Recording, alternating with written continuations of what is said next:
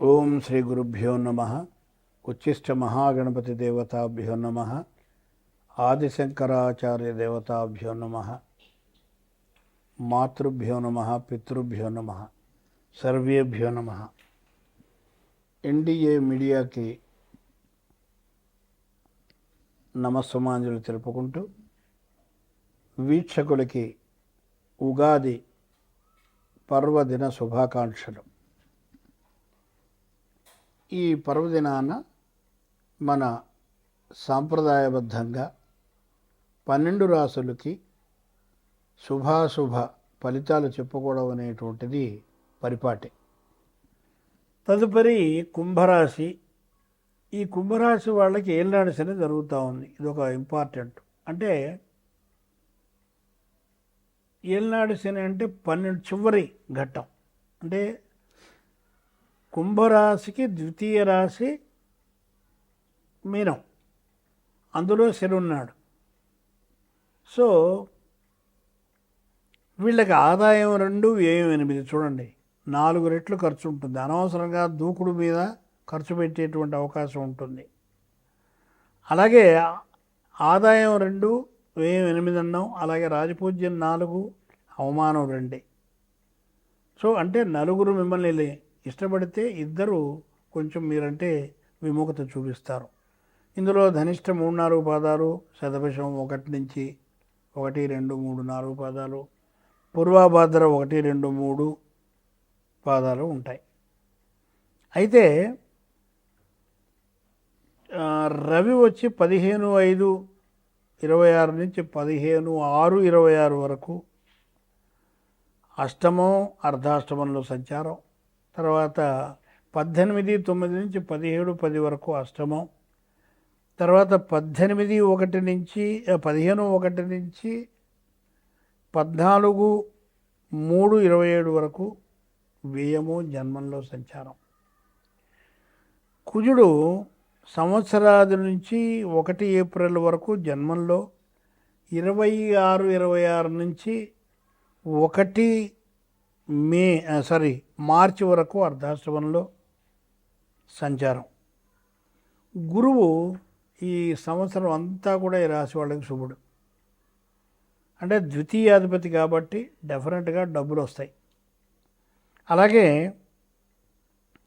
రాహువు అంతా కూడా జన్మంలోనూ వ్యయస్థానంలోనూ ఉంటాడు. కేతువు 1 నుంచి 3/12 వరకు సప్తమంలో. అలాగే ఏలినాడు శని జరగడం, ఇది ఇందాక చెప్పుకున్నాం మనం. ఈ జాతకులకి గృహ కుటుంబ పరిస్థితుల నుంచి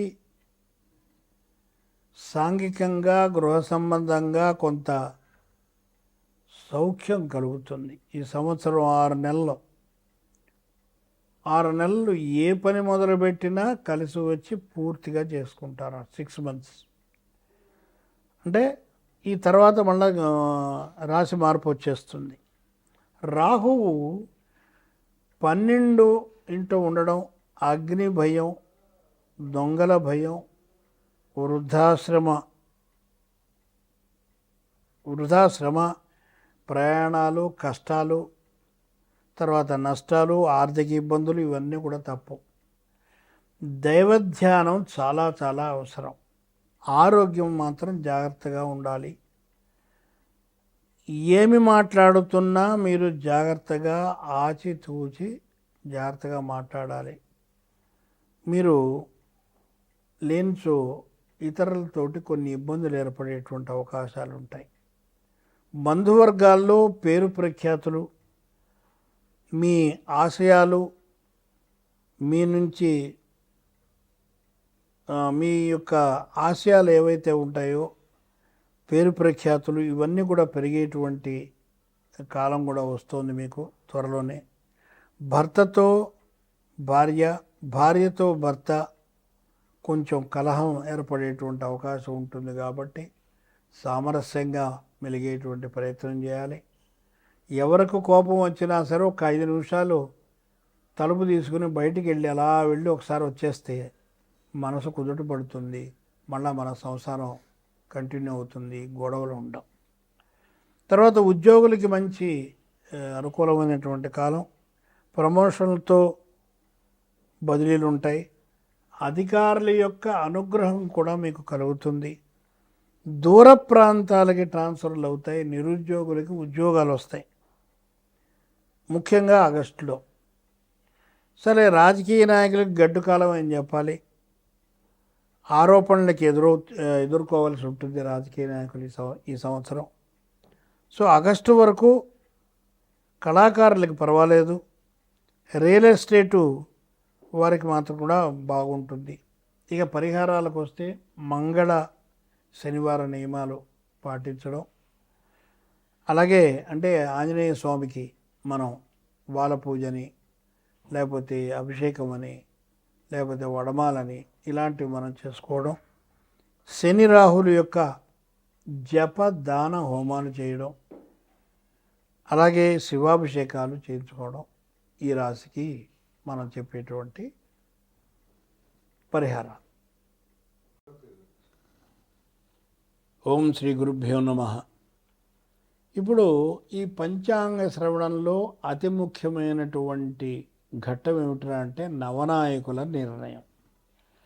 ఇది సనాతన కాలం నుంచి వస్తున్నటువంటి సాంప్రదాయం. కాకపోతే దీన్ని ఎక్కువ మంది పాటించట్లేదు, ఎక్కువగా దానికి ఇంపార్టెన్స్ ఇవ్వట్లేదు, వినేవాళ్ళు చెప్పేవాళ్ళు ఇద్దరు కూడా.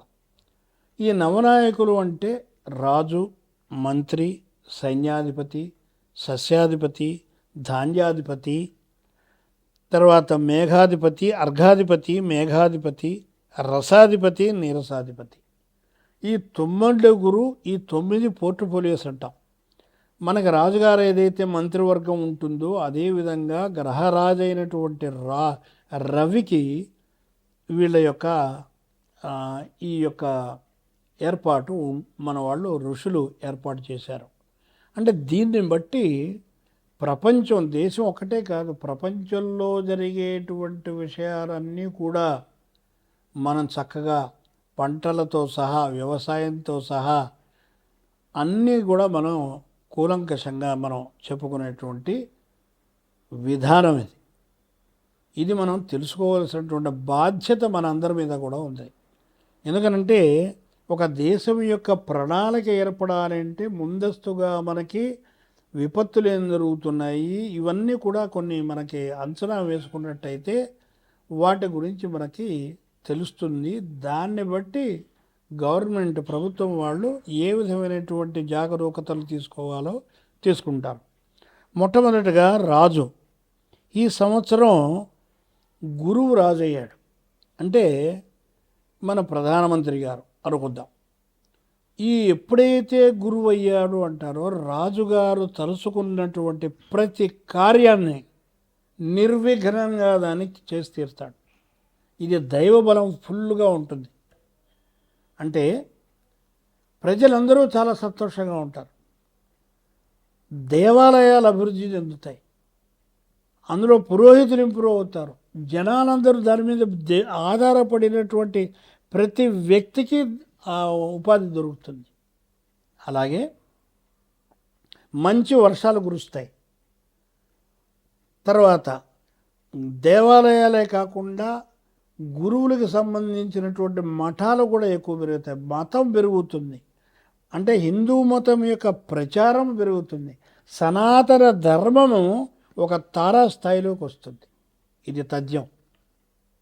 ఇది ఈ సంవత్సరం గురువు రాజుగా సూచిస్తున్నాడు.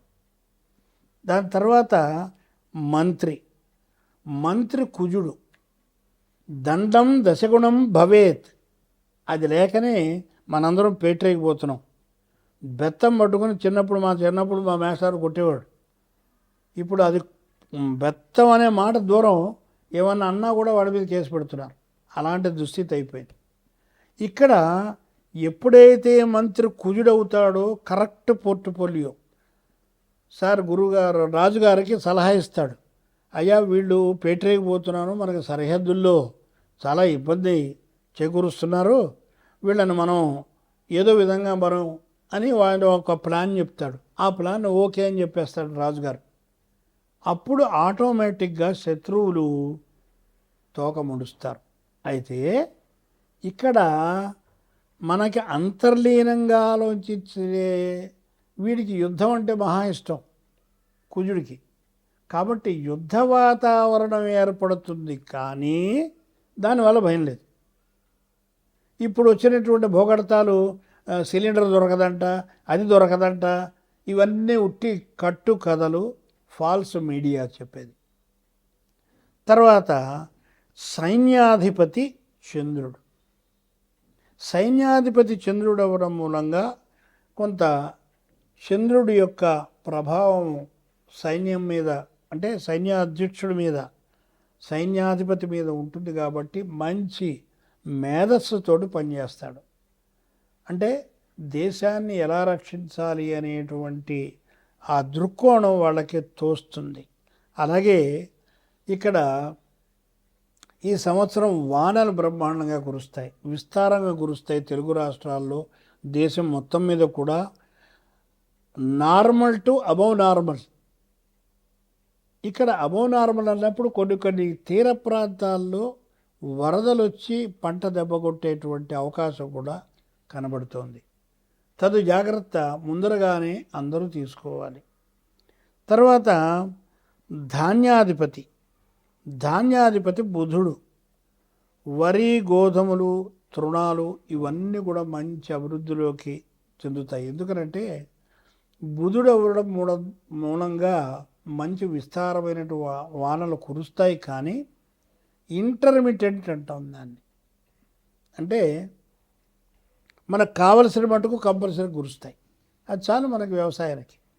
సో ఈ విధంగా బుధుడు మనకి ఈ అన్ని విధాలైనటువంటి ధాన్యాలని ఉత్పత్తి చేసేటువంటి అవకాశం మనకి కలుగుతోంది అని సూచిస్తున్నాడు.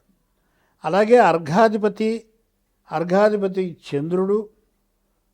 జొన్నలు, ఎరువులు, రాగులు వీటి యొక్క ధరలు విపరీతంగా పెరుగుతాయి. ఎందుకంటే డిమాండ్ పెరుగుతుంది, సప్లై కూడా అంతంత మాత్రంగా ఉంటుంది, కాబట్టి డిమాండ్ పెరుగుతుంది. అలాగే